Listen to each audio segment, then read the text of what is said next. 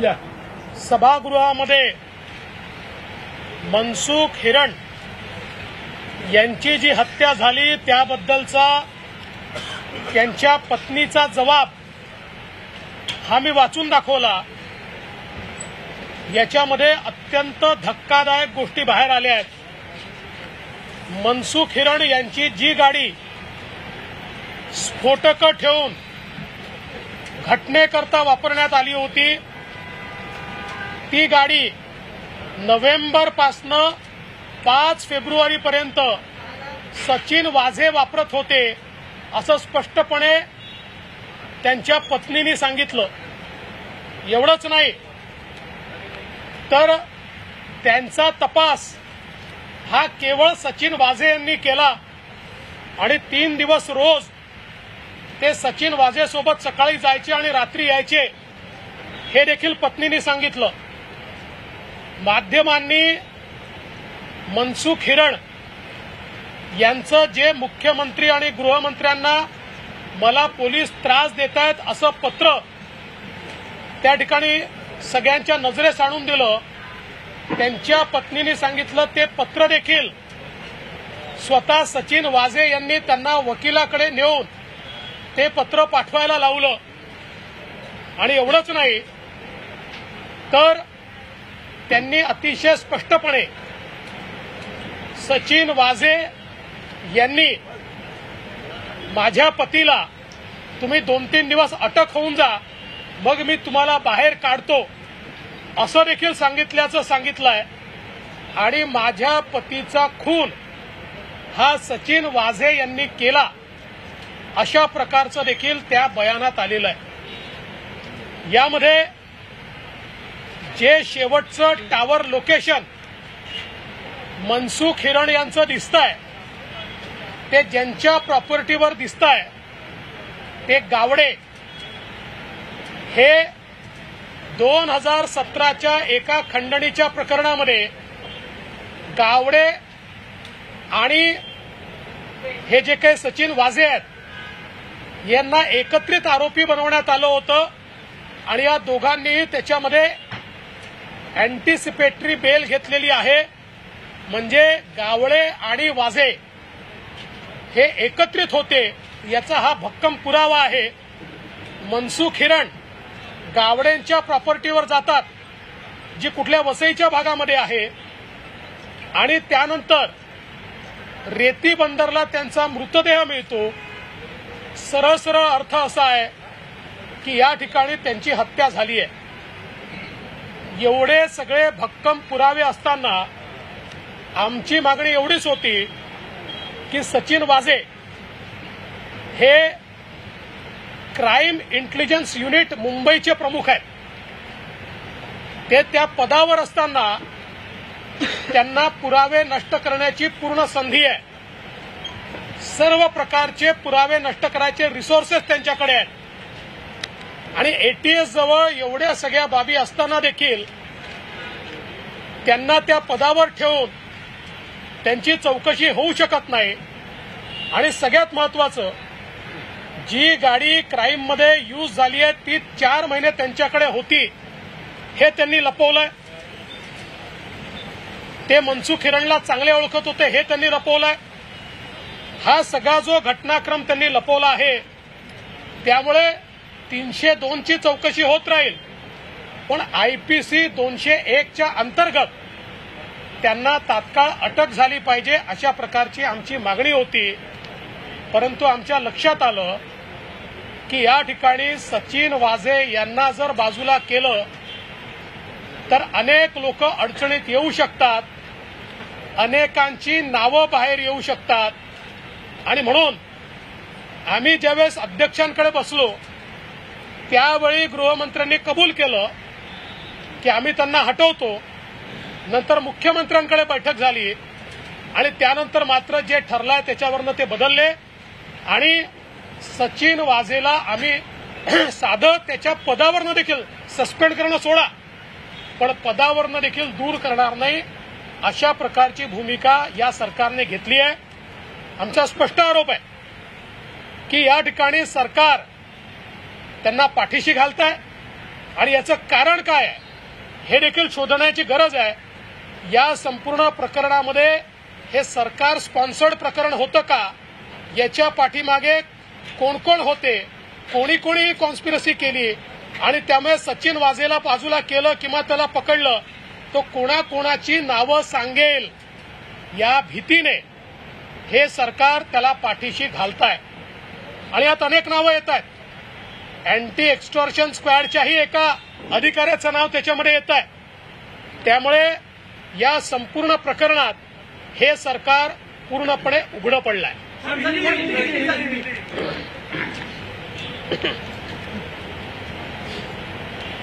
आज सभागृह में हमने ये मांग की थी कि जो मनसुख हिरण जिनकी हत्या हुई है उनकी पत्नी का बयान मैंने पढ़कर दिखाया, जिसमें उनकी पत्नी ने साफ तौर पर कहा है कि ये जो डिटोनेटर वाली स्कॉर्पियो थी, ये स्कॉर्पियो क्राइम के सचिन वाजे एपीआई इन्होंने नवंबर से लेकर तो 5 फरवरी 2021 तक वो उनके पास थी। 4 महीने उसका इस्तेमाल वो कर रहे थे। ये मनसुख हिरण जो है, इनकी इंक्वायरी भी उन्होंने ही की। उन्होंने ही मनसुख हिरण को एडवोकेट के पास ले जाकर और एक गृह मंत्री के और मुख्यमंत्री के नाम से लेटर दिलवाया कि पुलिस मुझे परेशान कर रही है। और इसके साथ साथ उन्होंने ये भी कहा कि मेरे पति को उन्होंने सचिन वाजे ने ये कहा था कि आप 3-4 दिन के लिए अरेस्ट हो जाइए, मैं आपको बाहर निकालकर ये सारा मामला समाप्त कर देता हूं। और इसके साथ साथ उन्होंने स्पष्ट रूप से मेरे पति की हत्या सचिन वाजे ने की, हमारा परिवार सचिन वाजे को पहले से जानता है, ये सारी जानकारी दी है। पहले दिन मैंने जो आरोप लगाया था वो सारे आरोप अब पुख्ता सबूतों के साथ बाहर आ रहे हैं। इसमें सबसे बड़ा सर्कमस्टांशियल एविडेंस ये है कि मृत्यु के दिन, हत्या के दिन, ये जो मनसुख हिरण जी हैं, ये घर से निकलते हैं और उनके मोबाइल का आखिरी टावर लोकेशन जिस प्रॉपर्टी पर आता है वो प्रॉपर्टी एक गावड़े करके व्यक्ति की है। ये गावड़े और सचिन वाजे 2017 में एक एक्सटॉर्शन के केस में साथ में थे और दोनों ने साथ में उस केस में एंटीसिपेटरी बेल ली थी। इसका मतलब यह है कि उसके बाद उनकी बॉडी दूसरे दिन मिलती है। तो ये सारे कोइंसिडेंसेस नहीं है, सोची समझी साजिश के तहत ये मनसुख हिरण इनकी हत्या की गई है। और इसमें सीधे सीधे जो सचिन वाजे है उनका हाथ नजर आता है। और इसलिए हमने ये मांग की थी कि उनको अरेस्ट किया जाए। 201 आईपीसी के तहत पहले उनको अरेस्ट करना पड़ेगा, फिर 302 के तहत होगा। लेकिन ये ध्यान में आया कि सरकार उनको बचाने में लगी है। उनको बचाने के लिए ठाकरे सरकार ने एड़ी चोटी का जोर लगा दिया।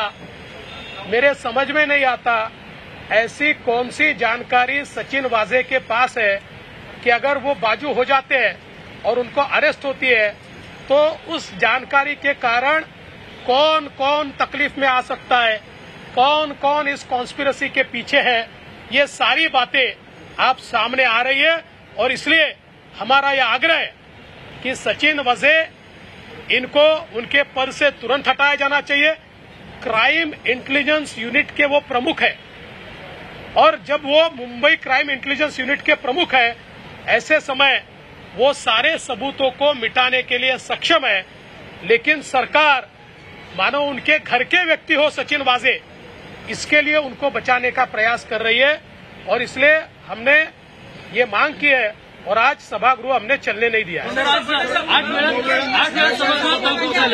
सभागृहाच्या अधिकारी मोठा झालाय का हेच मला समजत नाही की सभागृहापेक्षा हा अधिकारी एवढा मोठा का। आणि साधे एपीआय आहेत ते, आणि त्यांना वाचवण्याकरता केवढा फोर्स लावला। कधी डेलकरचा मुद्दा समोर आणायचा, कधी अजून कुठला त्या काय नाव त्याचं अन्वय नाईकचा मुद्दा समोर आणायचा. आणि यांना एक गोष्ट लक्षात येत नाही, हे विरोधी पक्षनेत्याला धमकवण्याचा प्रयत्न करतात. अरे हा घाबरणारा विरोधी पक्षनेता आहे का? त्यामुळे या सरकारला मी चेतावणी देतो, तुम्ही आम्हाला घाबरवू शकत नाही. आम्ही सत्य बाहेर आणल्याशिवाय चूप बसणार नाही.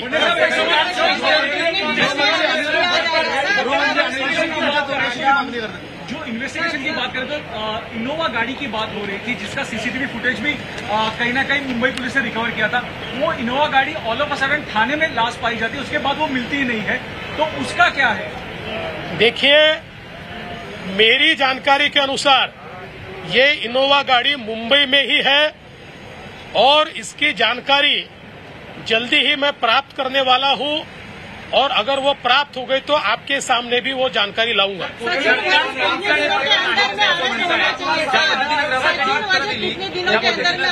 ज्या पद्धतीनं गृहमंत्र्यांनी उत्तर दिली की जो खासदार जे आहेत ह्याच्यातले त्यांच्याकडे मुद्दा वळवला, आणि सगळ्यात महत्त्वाचं म्हणजे ज्याला कुणाला आत्महत्या करायची, कधी कुणी नागपूरला येतं, कधी कुणी मुंबईला येतं, आत्महत्या करणाऱ्यांना महाराष्ट्राच्या पोलिसांचा विश्वास आहे, पण इतर प्रकरणांमध्ये तसं काय होत नाही.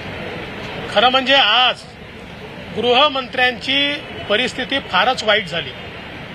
एक तर पहिल्यांदा त्यांना असं वाटलं की आपण डेलकरचं नाव पुढे करून या ठिकाणी काहीतरी आमच्याजवळ माहिती आहे असं दाखवून विरोधकांना घाबरवू, पण डेलकरची सुसाईड नोटच मी घेऊन आलो होतो, त्याच्यामुळे त्यांचा तो प्रयत्न त्या ठिकाणी हाणून पाडला गेला.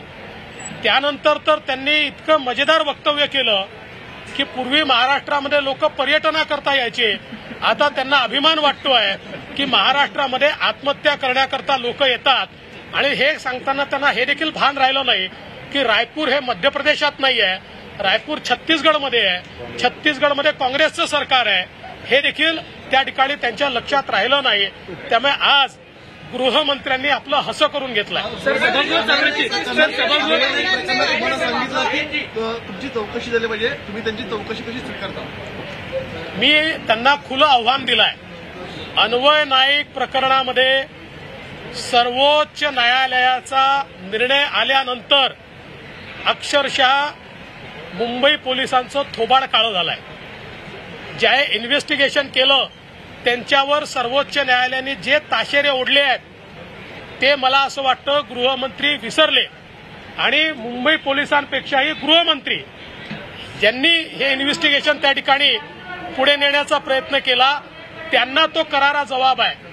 पण मी तरी देखील त्यांना खुलं आव्हान दिलंय की अन्वय नाईक प्रकरणामध्ये त्यांनी जरूर माझी चौकशी करावी, पण सोबत अन्वय नाईक यांच्या जमिनी कोणी कोणी विकत घेतल्या याचीही चौकशी त्यांनी करावी.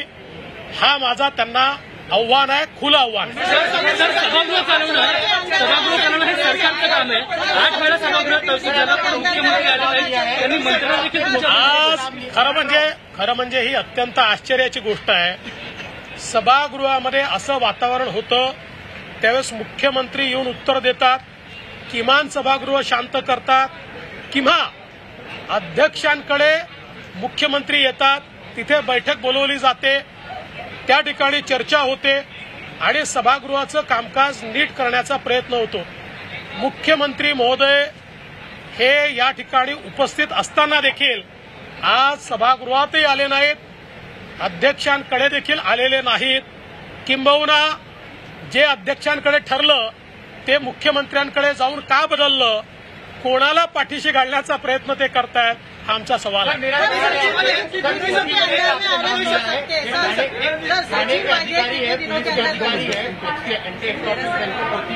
उनका इस मामले से क्या लेना देना है? आपने सवाल विधानसभा में पूछा है, क्या वो भी? नहीं, मैंने तो सवाल पूछा है, मैंने जवाब थोड़ी दिया है.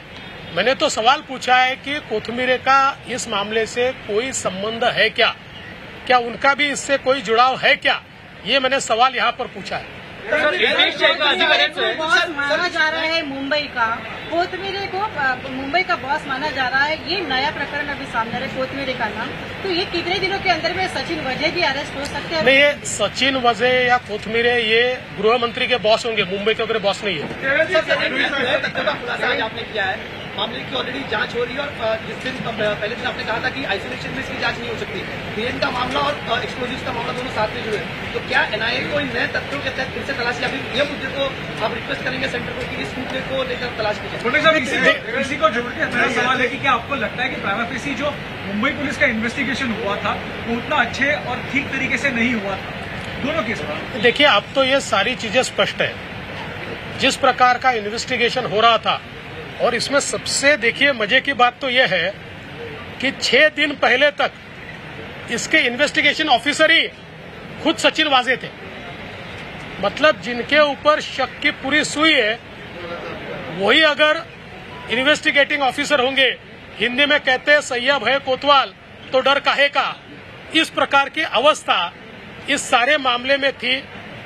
मेरा सीधा मामला मानना यह है, एनआईए और एटीएस दोनों सक्षम है, दोनों के पास इन्वेस्टिगेटिंग अथॉरिटी है। इन्वेस्टिगेशन ठीक से होगा तो हमको कोई तकलीफ नहीं है। जहां इन्वेस्टिगेशन नहीं हो रहा ऐसा लगेगा हम इस मामले को उठाते रहेंगे। एक प्रश्न असा आहे की हे सगळं मुख्यमंत्री होतात 5 वर्षांनी सगळं तुम्हाला माहिती आहे, सिस्टीम काय चालते, काय कसला संशय तुम्हाला येतो या प्रकरणाच्या मागे, काय शिजलं असेल? काय शिजलं असेल हे तर कारवाई झाल्यानंतरच कळेल, पण ते काय शिजलं असेल हे बाहेर येऊ नये म्हणूनच कारवाई होत नाहीये। दुसरं कारण काय आहे? तेवढ्या एका कारणाने खरं काय शिजलं हे बाहेर येऊ नये याकरताच केवळ या ठिकाणी कारवाई होत नाही। लिया जाएगा, और लेकिन आपने कहा जिस तरीके से आज विधानसभा चल रही थी बजट पर, लेकिन आज पूरे दिन भर सचिन वजे को लेकर विधानसभा में हंगामा होता रहा और सरकार ने जानबूझ के दो मुद्दे डाइवर्ट किए क्या? देखिए, सरकार ने सचिन वजे एपीआई इनको बचाने के लिए इस मुद्दे को डाइवर्ट करने की कोशिश की। पहले डेलकर का मुद्दा उन्होंने लाया और मानो उनके पास कोई बहुत महत्वपूर्ण जानकारी है बताने की कोशिश की, लेकिन मैंने उनकी सुसाइड नोट ही दिखाई तो उसके बाद सरकार को चुप बैठना पड़ा।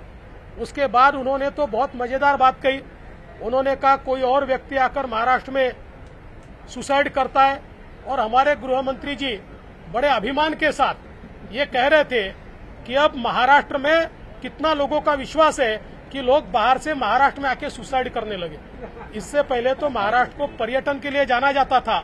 एक नई पहचान हमारे गृह मंत्री जी ने महाराष्ट्र को दी कि जिसको आत्महत्या करनी है वो महाराष्ट्र में आए और यहाँ पर आत्महत्या करे। और इसलिए मुझे लगता है कि ये वाजे को बचाने के चक्कर में सच में जिस प्रकार के गृह मंत्री जी ने जवाब दिए, मुझे ऐसा लगता है कि आज उनकी हंसी हुई है। आपकी और कौन सी आक्रामक भूमिका रह सकती है? के बाद जो बैठक हुई, आपने कहा कि गृहमंत्री ने मान लिया था आपकी मांग को, लेकिन अचानक क्या हो गया सदन में? देखिए, स्पीकर साहब के यहाँ जो मीटिंग हुई जिसमें अजीत दादा भी थे, गृह मंत्री जी भी थे, संसदीय कार्य मंत्री भी थे, वहां पर उन्होंने इस बात को माना था कि उसको हटाकर ही हम इस प्रकार की इंक्वायरी करेंगे। बाद में वो मुख्यमंत्री जी के पास गए और बदल गए। अब इसका क्या कारण है, कौन सा दबाव है, ये मैं नहीं जानता। होती आता विमला हिरण यांच्या जबाबामध्ये देखील त्यांनी थेट वझेंचं नाव घेतलेलं आहे। तुम्हाला असं वाटतं की त्यांना देखील सुरक्षा दिली पाहिजे त्यांच्या जीवनाला? मला असं वाटतं हिरण परिवाराला सुरक्षा दिली पाहिजे, कारण माझी जी माहिती आहे त्या माहितीप्रमाणे सचिन वाजे यांनी 2 वेळा कालपासून आजपर्यंत हिरण कुटुंबाशी संपर्क साधण्याचा प्रयत्न केला आहे। त्यांना त्यामुळे भीती वाटते, त्यामुळे हिरण कुटुंबाला त्या ठिकाणी संरक्षण दिलं गेलं पाहिजे। 9 वेळा सभागृहाचं कामकाज तहकूब झालेलं आहे, बजेट पास झालेलं नाहीये, बैठकीत आधी ठरलं की वाजेंना निलंबित करायचं, मात्र नंतर मुख्यमंत्र्यांकडे जाऊन तो निर्णय फिरवला जातो। मुख्यमंत्री सचिन वाजेंच्या पाठीशी आहेत का? आत्ता तर मुख्यमंत्र्यांसहित हे संपूर्ण सरकार हे सचिन वाजे यांना वाचवण्याकरता पूर्ण ताकद, पूर्ण शक्ती या ठिकाणी लावतायत। म्हणूनच आमचा सवाल आहे की एपीआय सचिन वाजे ज्यांच्या विरुद्ध एवढे पुरावे आहेत त्यांना वाचवण्याकरता अख्खं सरकार हे का उभं आहे हा आमचा सवाल आहे. उद्या देखील हा मुद्दा लावून देणार, उद्या देखील हा मुद्दा लावून देणार.